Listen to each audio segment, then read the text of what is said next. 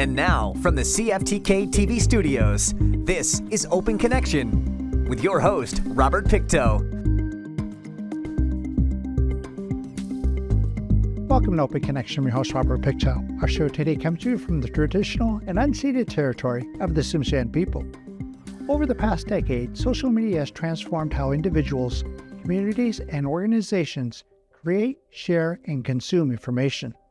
Through this lens, you could say we're living in a self-serving, self-centered, self-obsessed, modern-day rush-to-rush society filled with negativity and constant tearing down with others.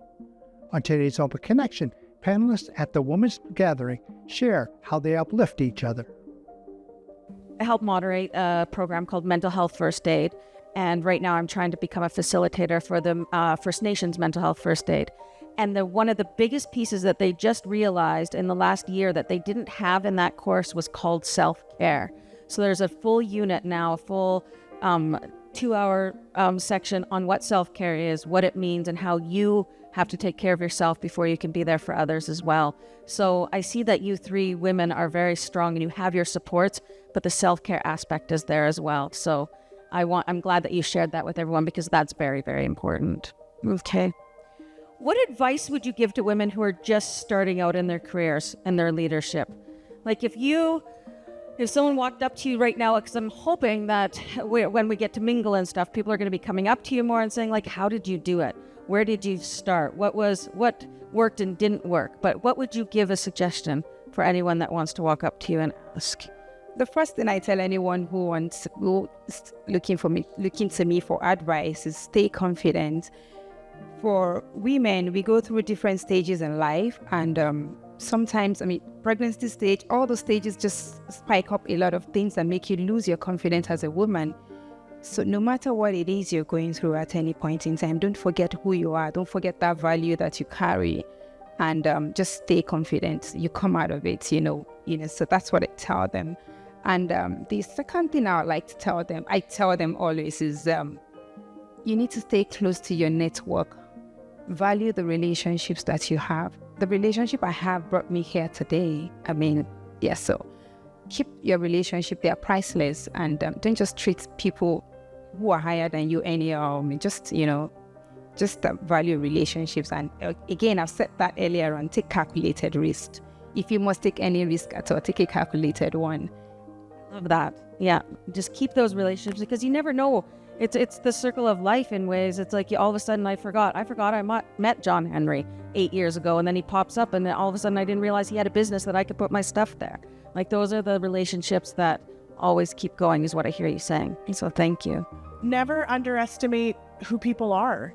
There's so many relationships that I've had over the years where I met somebody organically and they ended up being a really good work contact, or somebody that would give you a good reference. So all the different things, I think understanding that, but also the not underselling yourself, I think is one of the things I see women specifically do the most, where we don't feel like we deserve things or we get intimidated, especially First Nations women, where a lot of us are treated like our successes are handed to us, or maybe your husband is the reason why you're successful in your job, or all of the things. So really owning your own success and understanding your worth, I think would be my top advice. And then also setting realistic goals.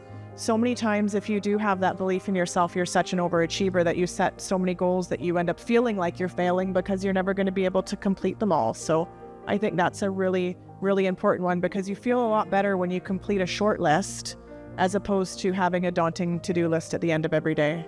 I believe when she said confidence is probably one of the biggest ones that we can hold, because like Mary said, we as women, we don't uplift ourselves to be the person who we are. This is who we are.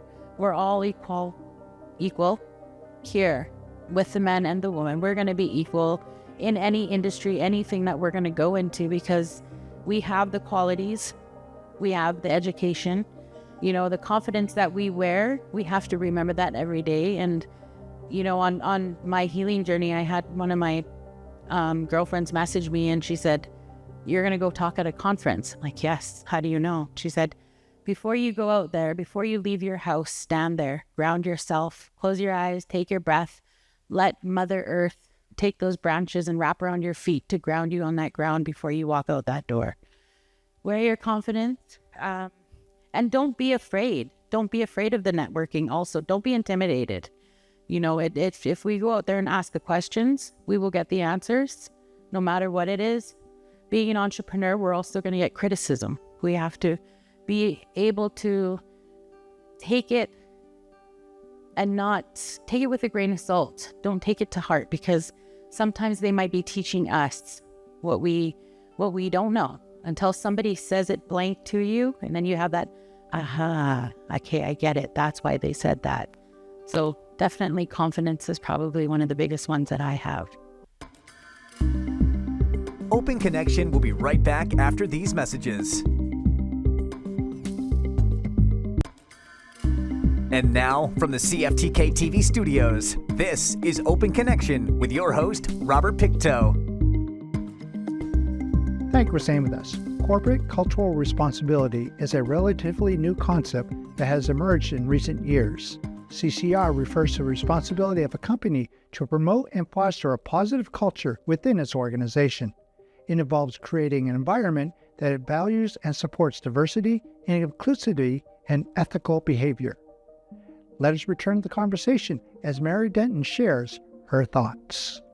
How we manage your cultural responsibilities. And I really want, and I want to know if you can give me a small piece of that, because I know that culture is very important to all of us. But offline, we talked about it a little bit more. And that as well is something for your entrepreneurship, is like, how do you keep your cultural responsibilities intact without just giving it all up to the rest of the world? Well, I can say when I was growing up, it wasn't cool to be First Nations. Now it's like a buzzword to be Indigenous. So the amount of, when I was transitioning careers a couple years ago, the amount of job offers I had from industry that basically just wanted to give me a card and have me to be a face on their poster. Tick it off the list. Was a little, and then, you come back to them. Okay, so if I'm engaging with the communities and they have all this negative feedback, are you going to listen to me? And then it's like crickets. So there are so many opportunities for us that look like we're really advancing our careers because we tick their box. So it is really hard. I've got 3 kids. I need to provide for them, to balance the reasons why I live here. I mean, I live here because I love the ocean. I grew up fishing as Marlena. Fishing was also my first job, but also something we did on now we call it a cultural level, but we were just feeding ourselves. It was dinner, legit dinner. Yeah. So, there's all these things that have become so woke.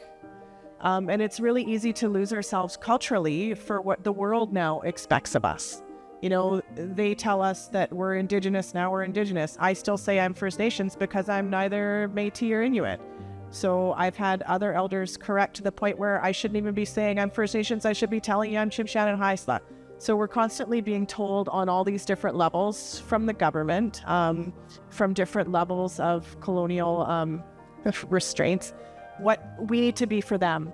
So I think a message I could give for staying true to yourself as a First Nations person or a non-First Nations person with a card that says you're First Nations communications or First Nations support, Indigenous support, or all of those things, is remembering that there is a different lens that you need to use when you have that on your card. You're insinuating that you're speaking for us, not just to us.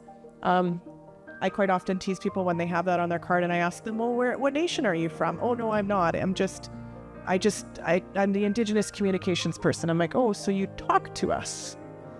And then the joke always was from years ago that you could write Caucasian consultant on our cards then.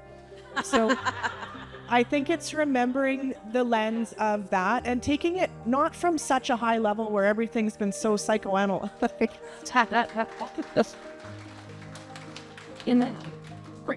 But just back down to who we are as people. And I'm still learning. I mean, my dad was raised very, very white, registered to his white stepfather and all of the things. And now as a grown-up, I realized that was a way to protect him.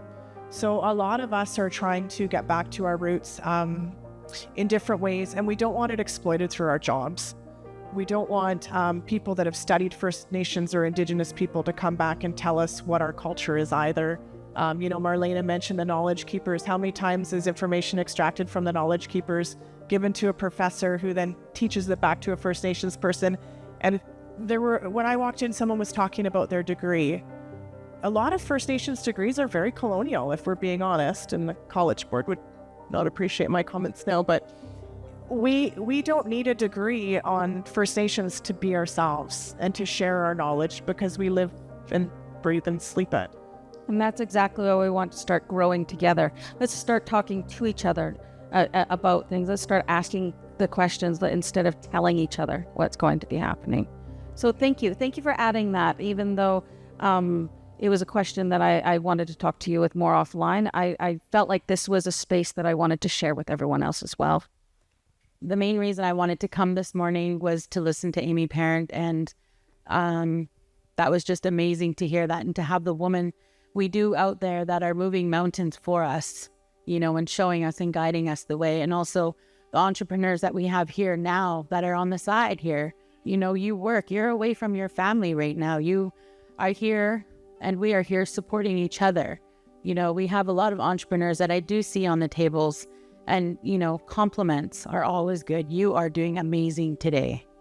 I always do that. Compliments are always a great thing to give to the woman. We're here to celebrate each other and uplift and support one another, because there's too many battles going on in the world already. Your story, your journey is never less than anyone else's, regardless of your age or ethnicity. We are all here together. We're all to be one. If you look deeply into the palm of your hand, you will see your parents and all your generations of your ancestors. All of them are alive in this moment. Each is present in your body. You are the continuation of each of these people. Open Connection will be right back after these messages. And now, from the CFTK-TV studios, this is Open Connection with your host, Robert Pictou. Welcome back to Open Connection. Everyone carries unique traits that make them who they are. However, some people tend to lean more towards the critical side, always ready to point out flaws or shortcomings. Let us return the conversation as Mary shares how recognizing these traits can empower you to handle criticism better. We are so quick to criticize. When I was doing marketing, people that would tell us that they were using word of mouth for their marketing. And we would always remind them that if something bad happens to you, you tell 50 people. If something great happens to you, you tell 2, maybe 3. So I think that takeaway is now, goes back to a great kindergarten class. If it's not helpful, it's hurtful. And I try and remind myself that all the time, because it's so easy to complain. My mom's side is Danish, and they're supposed to be the happiest country in the world, and I don't know even more critical than the Danish side of our family. So I really, that's my new part of my healing journey, is to make sure that I am focusing on all the positive things, because I think if you've had trauma, if you've had abuse, if you've been in a bad time, it's safer to be in that little negative zone and not let yourself be too happy or grow too much. I used to, because I grew up working in very male dominated industries, I didn't even like dressing like a girl, because I was like, oh, the girls are going to judge me. And it wasn't until I had daughters that were like, Mom, you should wear this, or you should do this. So I think just remembering that we can celebrate all of the things about us, our femininity, the fact that we come from a matriarchal society and we are healers and leaders. And just remember that we don't need to make ourselves smaller. I would like to encourage every woman in this room and men in this room. Find what works for you when you're overwhelmed. Find where you go to renew your strength. For me, I'm a Christian and I'm a believer, so I renew my strength in the place of worship. I just go in there in my corner, just worship God, stay there for as long as I want to, and then I'm renewed. So I know we all have some sort of, just look for what works for you. And the last thing I want to say is that it's not cool to grow alone. You have to raise people or beg your pardon, when you're growing. In the spirit of the event, as we're growing as women, let's just grow forward together with other people that are not where we are right now. One of the coolest parts of my job is I get to support women who are in the trades or young women who are considering working in the trades. So, and one of the programs that we've just started probably about a year ago is a mentorship program. I'll just hold up. We've got Jessie. She's our BC tradesperson, and she's an industrial equipment operator. And hearing her stories of working in the trades in a very male-dominated field is very inspiring. And she's been working with us to promote the trades in high schools and colleges. And since then, we have another trade mentor out of Edmonton, Nicole, and she's been speaking as well to high school students and newly graduated students on what it's like to work on construction sites and how to deal with some of the issues and pathways to training and apprenticeship. So in a few weeks in Kelowna, we're participating in an event. It's called Jill of All Trades, and it just gives young women like opportunities to get their hands on tools and just consider a trades. And young women and girls so rarely get those early chances to use tools and to find out if that works for them. So we've also launched a new, it's called the Empowering Women to Lead program, and it's all virtual. And I think as women too, especially when we've got young children at home, it's so great to be able to access that training wherever we are. So, and that program delves into various aspects of leadership, including creating safer and more inclusive work environments, enhancing communication skills, mitigating disruptive conflicts, boosting productivity, and serving as mentors to advocate for women in the skilled trades. And there's such a skilled trade shortage right now, and women, like, we're so capable in what we do. Open Connection will be right back after these messages. And now, from the CFTK-TV studios, this is Open Connection with your host, Robert Pictou. To understand the significance of wellness, it's important to understand how it's linked to health. According to the World Health Organization, health is defined as being a state of complete physical, mental, and social well-being, and not merely an absence of disease or infirmity. In this final segment of Open Connection, Miranda O'Crane shares how wellness helped her organization. We started step challenges and those kind of initiatives that got people moving and got them talking to each other about wellness. And then as we started going on from those pilot projects, we realized, the thing that's missing is mental health. People are asking more for mental health, and we're starting to slowly talk about it. And I got to watch the progress of taking the stigma out of those conversations and actually asking for real help and what resources we could do next. So that kind of morphed into the next parts of my role with CLAC of becoming a moderator we have a full-time facilitator that works for CLAC that just teaches mental health first aid. And so I'm able to facilitate that, moderate that. And now I'm trying to become a facilitator for the First Nations mental health first aid. And it's their federal programs that you have to, I think it's a 6-week course that I would have to take, and then I would be able to facilitate it in any community.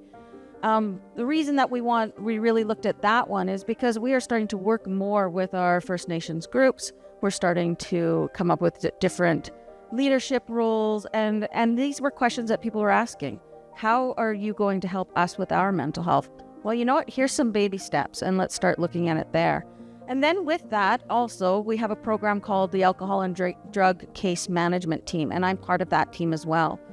And we really started looking at how there's no difference between mental health and alcohol and drug case management as far as what we need to get these supports for our members and for each other. And it's not just in the construction industry. It is everywhere. And some people say, oh, well, is it just in your construction sector? It's like, no, we're multi-sector, so it's in every sector. I have phone calls from men and women every day that are saying, I need help because I have an alcohol problem or a drug problem, or I feel suicidal today. What can I do? So I'm working on that so that we can have resources available for our members and our communities alike. So I get really excited and really proud of what we are trying to do at CLAC to be, well, we use the word more progressive, to start to think outside of what the usual things are that people need. When people start asking, we start looking. And so when I say everyone knows that I'm part of CLAC, because I keep talking and I keep asking, and we're moving the needle forward. And so that's more of what I get to do. So thanks for asking, Merklin. Miranda's got a chair in her office, and when you go by, if the door is open or even if it's not, you can wander in, sit in the chair, close the door, and she's all ears. She'll just sit there and listen and allow you to just share what you need to share, and I just really appreciate your leadership in that within the organization, because you really have normalized, and I think that's important within society. We are seeing a shift where it's becoming more normal to talk about our mental health, and I'll be honest, it's more difficult for men. Well, maybe it's difficult for everybody, but I can tell you it's, especially in the trades, in the sector where you're meant to be tough, you're not meant to show or wear your heart on your sleeves, but if we can normalize that conversation, then we can help a lot of people through those challenges and put them on a path of purpose and opportunity and contribution to their families and their communities. So anyway, I'll raise my hands to you for leading that conversation within CLAC and our members. With that role of representing workers, we negotiate collective agreements, we enforce collective agreements, we offer programs and benefits and pensions and all that kind of support. But it's also a great responsibility in that to also understand how we can be part of opening hearts and minds, especially around this conversation we're having here today about uplifting and supporting women, uplifting and supporting Indigenous workers. And so we reflect on that a lot, and I think like I said, we do have a tremendous responsibility to lean into that. And I guess I have a bit of a question, and I'm going to just plant the question and maybe seek advice from the women in the room or anybody in the room as the networking ensues. We can talk to any of the three of us about this, but we've talked a lot about mentorship, and it really, in my view, does, in my observation of the workplace, especially around a lot of these big industrial projects, mentorship is key for new entrants into the workplace, for anybody, but I think in particular for new First Nation workers. And I want to have this conversation about our role as a union on site to make sure we're providing a meaningful mentorship program to not just give somebody a job, but to actually allow them to see themselves in a future, in a career, and really feel good about what they're doing in the workplace and with their lives. But I also see this relationship that needs to be connected back to the community to ensure that we're doing that from kind of a holistic perspective. And I mean, it's been mentioned about the matriarchal society that many of the communities that you represent are, and just how valuable the women in this room, the elders or others are in that role of supporting young and new workers. And I guess my challenge or my question that I would honestly be looking to seek advice on is just how best to structure that sort of mentorship model both on site and in community to ensure that we are uplifting new young workers into the workplace. It could be in construction, but it doesn't have to be. It could be any sector of the economy. But what does that mentorship look like from a community and from a workplace's perspective? Thank you for joining us for this episode of Open Connection. The greatest distance in the existence of man is not from here to there, but the connection from his mind and heart. If we can conquer that distance, we can soar like an eagle and realize our immensity within. I'm Robert Pictou.